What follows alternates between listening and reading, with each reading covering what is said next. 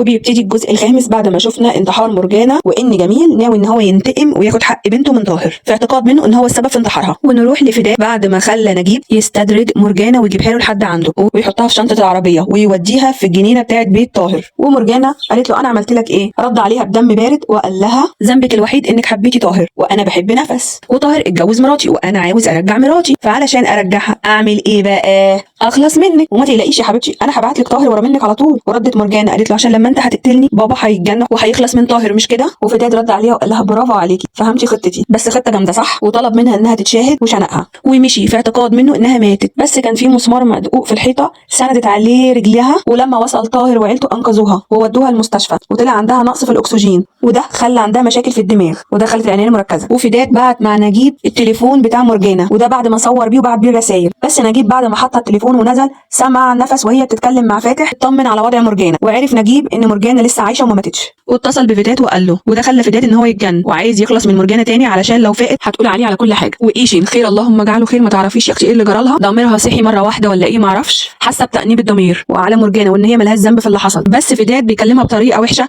وبيقول لها ايشين انا ابتديت اتخنق من طريقتك دي وابتدى ضميري يأنبك مره واحده في ايه يا حبيبتي ارجعي زي ما كنتي وما تنسيش ان اول واحد قتلته هو ابويا عشان خاطرك فما تجيش بعد التضحيات اللي انا عملتها عشان خاطرك تيجي وتتخلي عني وعلشان قلبي يكون مرتاح من ناحيتك لازم نكون انا وانت مشتركين في جريمه واحده. وايشين بصله برعب وعايزه تفهم خلصيني من مرجانة علشان ما نروحش كلنا في داهيه. وفي مشهد تاني ايشين وفداد راحوا المستشفى الجميل عشان يطمنوا قال ايه على مرجانة وايشين اول ما بتحس ان مفيش حد جنبها بتحاول تخش المرجانة وتحط المخده على وشها وبتحاول تموتها بس ايشين ما بتقدرش. وفي مشهد تاني نفس بتشك في فداد لان لحد دلوقتي ما عملش رد فعل على جوازها وبتستنتج ان هو ممكن يكون ورا محاوله مرجانة للانتحار وبتروح للدكتور النفسي اللي بيعالج مرجانة. الدكتور بيأكد لها ان حالتها كانت بتتحسن في الايام الاخيره فايه اللي هيخليها تنتحر؟ فبترد عليه نفس وبتقول له انا كمان قابلتها في السوق وكانت موعداني ان هي مش هتفكر في الانتحار تاني وغير كده كنا متفقين انا وهي ان احنا نروح للدكتور مع بعض. فالدكتور نصحها ان هي لازم تروح تبلغ الشرطه وهم يتصرفوا ونفس بتبلغ عم مدحت وعم مدحت بيجيب الشرطه وبيفتشوا المكان اللي انتحرت فيه وبيلاقوا التليفون بتاع مرجانة بس بيكون محطوط جوه ميه. وبنروح لفداد وايشين وهو بيديها ابره وبيقول لها هتحاولي مره تانية انك تموتيها وبيقول لها يلا عشان تاخدي اول فرصه ليكي مع اول جريمه قتل وبيقول لها يلا موتيها علشان خاطر بالليل نحتفل. بس ايشين بتكون خايفه وايديها بتترعش وهتكون خلاص هتضرب الابره بس بيجي الضابط مدحت وبيشك فيها ووجودها داخل الاوضه مع مرجانة فبيسال على جميل ومراته فبيقولوا له روحوا يشوفوا الدكتور فقال لهم وانتم ما صدقتوا الدنيا تفضى بقى وقلتوا نخلص منها مش كده؟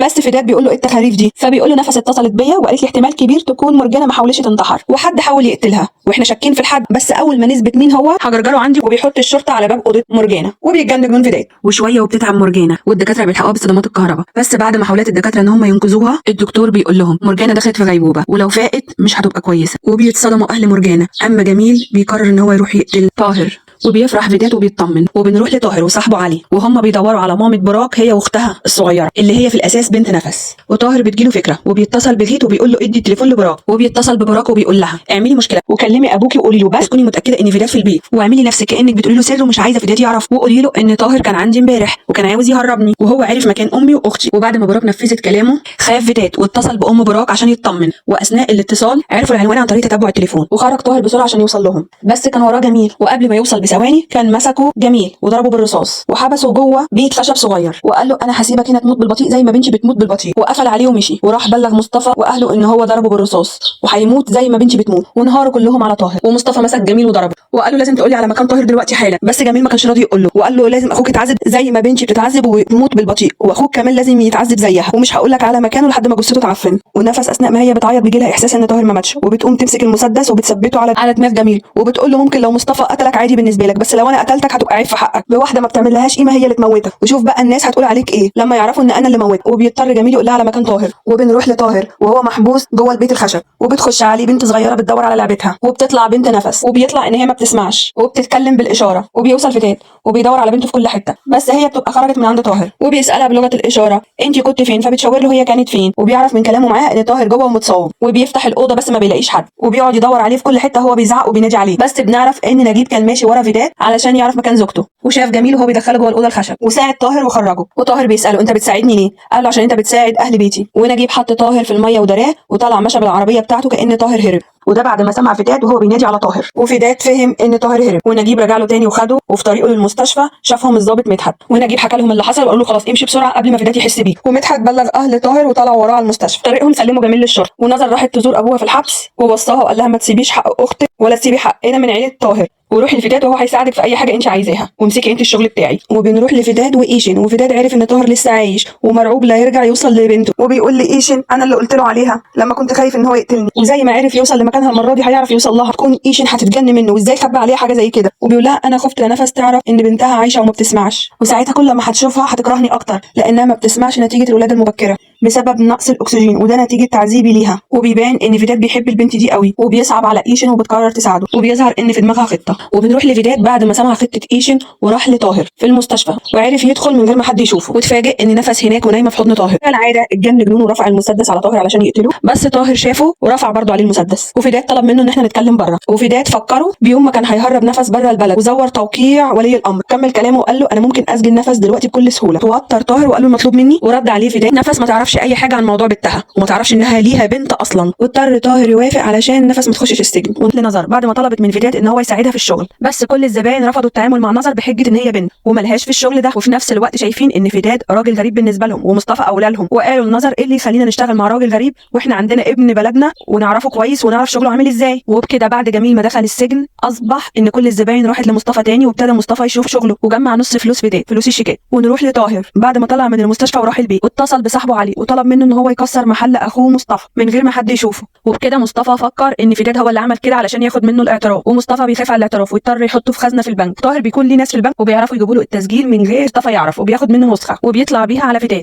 وطاهر بيقول له انا مش هخلي نفس تعرف ان ليها بنت زي ما اتفقت معاه، بس في نفس الوقت لما اجي اخد غيت يشوف امه هاخد البنت معاه لاني مش هحرم غيت كمان من اخته. والكلام ده بس لحد ميعاد الجلسه الاخيره لغيت، وهاخد جيلان وغيت دلوقتي وهمشي بيهم، وكمان هاخد براك، ولو سمعت ان انت مديت ايدك عليها تاني هاخد التسجيل وهطلع بيه على الشرطه على طول. وبيمشي طاهر وبيتجن فداد، والمره دي بيمسك في رقبه ايشن وبيكون حرفيا هيموتها، وبيقول لها مش هو ده مخططك؟ عاجبك اللي احنا وصلنا له ده؟ وايشن بتحس ساعتها بعد ما كانت خلاص هتموت ان هو حتى انا ما بقتش فارقه معاه، وبتيجي محاميه فداد وبتفهمه احتمال كبير ان نفس تكسب القضيه بعد جوازها اللي تخلي غيت يعيش هناك بكل سهوله. وكملت كلامها واكدت وان انت كمان راجل اعزب، وده يخلي المحكمه ان هي توافق على ضم غيت لامه، على الاخص بعد التهم اللي احنا اتهمناها بيها وطلعت كذب. وبيحس فداد ان كل البيبان اتقفلت في وشه وما بيحسش بنفسه غير بيضرب الرصاص في الازاز. وبتفوق مرجانه من الغيبوبه، وفداد جوه اوضته وعمال بيعيط باللي بيحصل له يا عيني. دخلت له ايشن وبتقول له مرجانه فاقت، وبيفهم فداد ان هو بكده بقى على حافه الموت. وبيروح الكل يطمن على مرجانه، وبتدخل نفس لمرجانه وبتحاول تتكلم معاها، بس مرجانه ما بتكونش بتتكلم، بس نفس بتقول لها لو فداد هو اللي عمل فيكي كده حاولي تتكي على ايدي وانا افهم. وبتتك على ايدها مرجانه، وبتفهم نفس ان فداد هو اللي عمل فيها كده، وبتروح وبتمسك فيه. اهل مرجانه ما بيهتموش بكلامها وبيعرفوا ان هي بتكذب عشان تنقذ طاهر. وفداد ما بيلاقيش مخرج للي هو فيه غير انه يتجوز نظر، لان اولا جوازه من نظر هيحميه من اعتراف مرجانه عليه، لان مرجانه مش هتعترف على جوز اختها، وثانيا احتمال كبير يعرف يكسب قضيه غيت لان هيكون موفر لغيت المسكن العائلي، وثالثا بجوازه من نظر اهل المنطقه مش هيعتبروه غريب وهيشتروا منه شغل جميل، وبكده هيكون عرف يخسر مصطفى وياخد منه القصر. وبيعرض الموضوع على جميل بعد ما عرضوا على نظر وحس منها ان هي موافقه، وبيفهموا ان هو هيحط ايده في ايد نظر ويقضوا على مصطفى وعيلته انتقاما لمرجانه. وبيكمل كلامه فداد وبيقول له انا هكمل اللي انت ما خلصتهوش ومش هخلي حالتهم حاجه، وحتى القصر هاخده منهم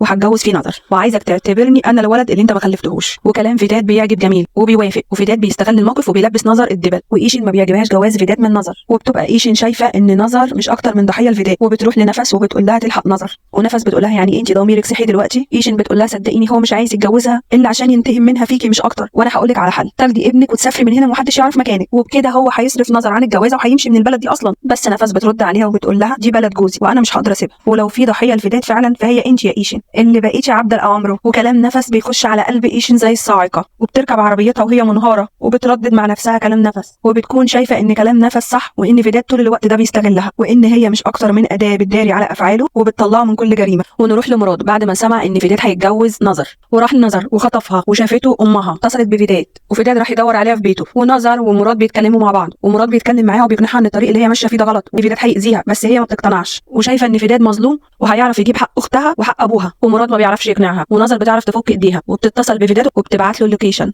وطاهر بعد ما بيعرف ان مراد خطف نظر بيتوقع مكانه وبيروح له وبيقابل فداد هناك، وفداد بيقول له هي عاده عند عيله كليلي ان هم يخطفوا الحريم بتوعي، بس بيزعق له طاهر وفي نفس الوقت بتطلع نظر. وفداد بيسالها على مراد عشان يخلص عليه، يقول له هو عرف ان انت جاي وهرب وبعت رجاله تدور عليه بس ما لقيتهوش، وفداد بيقول ما هو شخص جبان وبيمشي. طاهر بيخش يدور عليه ومتوقع ان هو هيلاقيه لان هو مش من النوع اللي بيهرب، وبيلاقيه فاقد الوعي ورا الخشب، وبنعرف ان نظر هي اللي ضربته على دماغه وخلته يفقد الوعي علشان فيدات ما يأذيهوش. وفي مشهد تاني يوم جلسه المحكمه وكل حاجه بتكون ماشيه مظبوط في صالح نفس، وبتكون واقفه على قرار غيث يختار باباه ولا مامته، بس غيث بيطلب يعيش مع باباه وده بيكون عكس المتوقع نهائيا، وبيتصدم كل اللي موجودين وبقى مش عارفين غيث قرر القرار ده ليه. ومن الاحداث بنعرف ان فيدات هدد غيث ان هو هيسجن نفس لو هو ما قررش ان هو يعيش معاه بتهمه خطف طفل وتزوير امضه ولي الامر، وبيوري له شكل السجن اللي مامته هتكون فيه، وبيخاف غيث على مامته وبيضطر يختار باباه، وبيزعلوا طاهر ونفس، وطاهر بيخطط يهرب لروسيا ويخطف غيث واخته ويسلم اعتراف فيدات ويخلص منه، وسلم الاعتراف للضابط مدحت، ومدحت مشى في كل الاجراءات المطلوبه، بس نفس بوظت كل مخططاته وقالت له انا مش ههرب من هنا، ومصطفى وبلغته مخطط طاهر، ومصطفى راح للضابط مدحت وقطع كل حاجه تدين فيدات، وقال للضابط هو انت مش عارف ان انا كده بحمي اخويا؟ انت كمان بتشترك معاه؟ طب هو مجنون على الله حكايته وانت ايه؟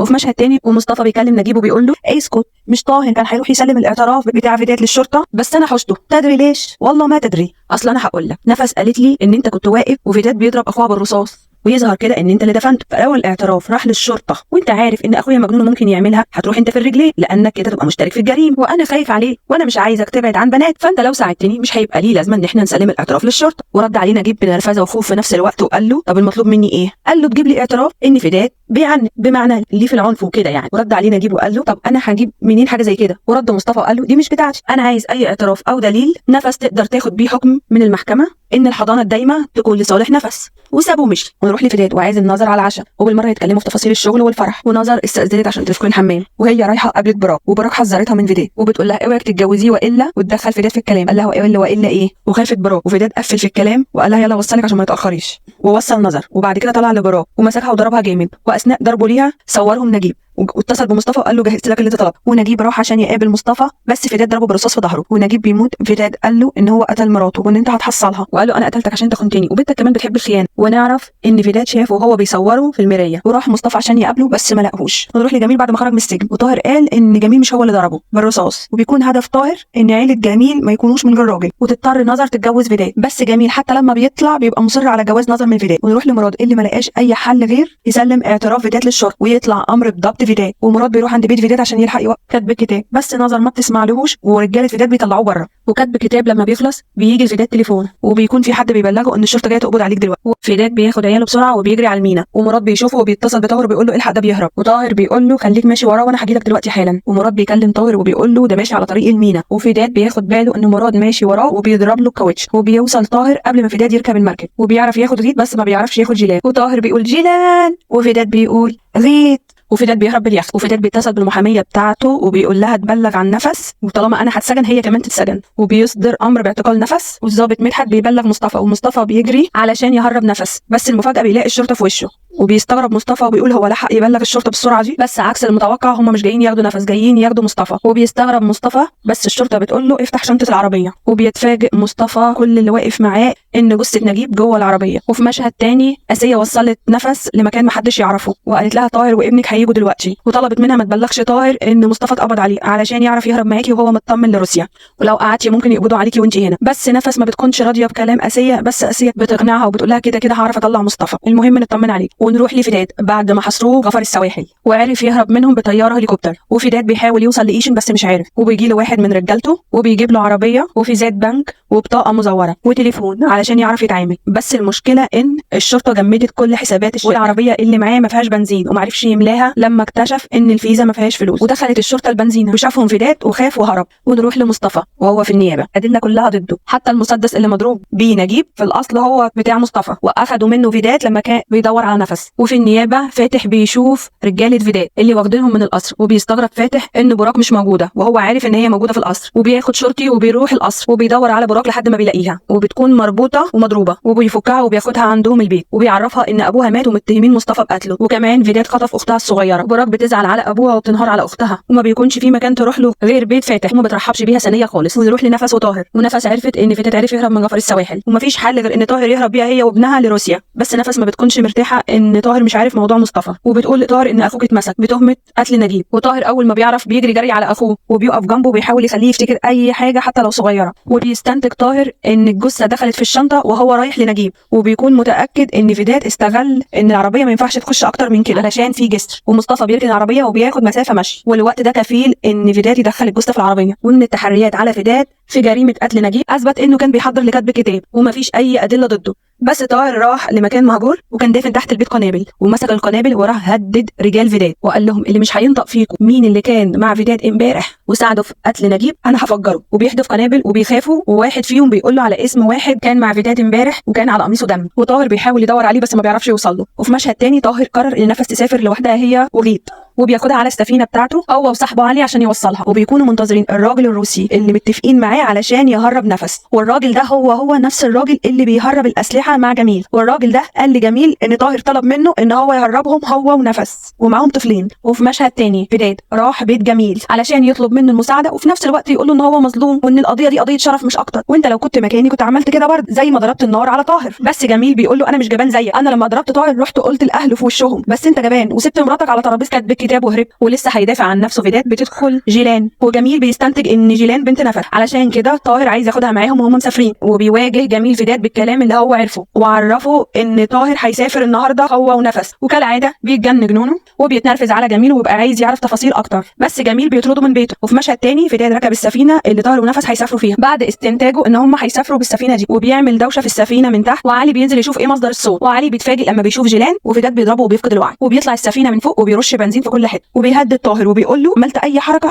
هولع في السفينه، ما هو يا اعيش عيشه فل يا نموت احنا الكل. وبيوجه كلامه لنفس وبيقول لها عارفه البنت دي مين؟ دي بنتك، كنت شايلها لك مفاجاه لما تحبيني. وبتصدم نفس وما بتبقاش مصدقه كلامه. كمل كلامه فداد وبيقول لها حتى اسالي طاهر هو ما قالكيش؟ وردت عليه نفس وقالت له هو ممكن ما يكونش قال لي ليه اسبابه، اما انت يا عديم الرحمه يا اللي فرقت ام عن بنتها وحرمت بنت من حنان امها، انت بقى ايه اسبابك؟ ورد عليه استنيكي تحبيني ونعيش عيشه سعيده انا وانتي واولادنا، بس طاهر اتدخل في حياتنا وخطفك مني. واثناء انفعاله بيخلي نفس تربط طاهر من ايديه ورجليه، وفداد كمل وربطه بحزام في حديد وطلب من نفس انها ترميه في البحر. ولما نفس رفضت خيرها ما بين طاهر واولادها، يا تحدفي طاهر في البحر يا موت لك عيالك. واضطرت نفس تحدف طاهر، بس قبل ما تحدفه ادت لطاهر سكينه من غير فداد ما يشوفها، وفضلت قاعده فوق السفينه بعد ما انهارت على طاهر وخوفها لما يعرفش يطلع. وفي اللحظه دي فداد اتصل بثانيه وبلغها ان هو خلص على ابنها، وثانيه اول ما سمعت خبر موت ابنها فقدت الوعي وطلعوا بيها على المستشفى. وبعد كده فداد اتصل بجميل، وفداد عرف يقنع جميل ان هو مظلوم ومالوش ذنب، وطلب من جميل مساعدته يبعت له رجاله تساعده ان هو يهرب وتقف معاه. ونرجع تاني لنفس وهي قاعده منهاره على طاهر، وبيظهر طاهر قدامها وبتفرح وبتطمن ان هو عايش،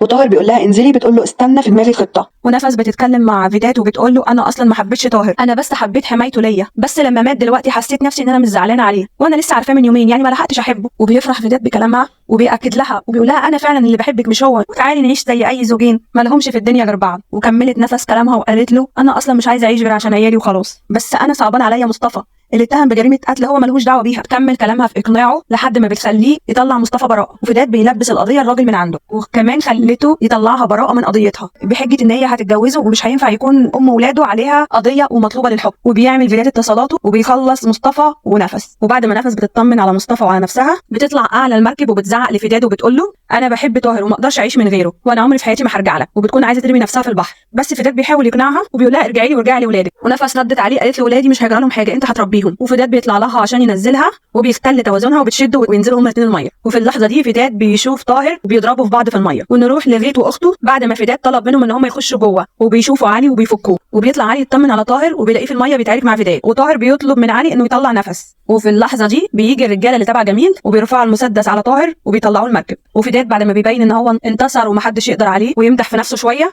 خلى الرجاله اللي معاه تربط طاهر وعلي ويولعوا في السفينه. بعد ما نزلوهم في السفينه من تحت طاهر عرف يضرب واحد من الرجاله وفقد الوعي، وطاهر فك ايده ايد علي، وطاهر نط في البحر بعد ما فداد كان بيهرب واخد نفس معاه والاولاد، وفضل يتعاركوا مع بعض هما الاثنين تحت الميه، ونفس والاطفال كانوا هيغرقوا. وطاهر ضرب فداد ضربه جامده في دماغه فقد فيها الوعي، وطلع طاهر وساب فداد في الميه وانقذ نفس والاطفال.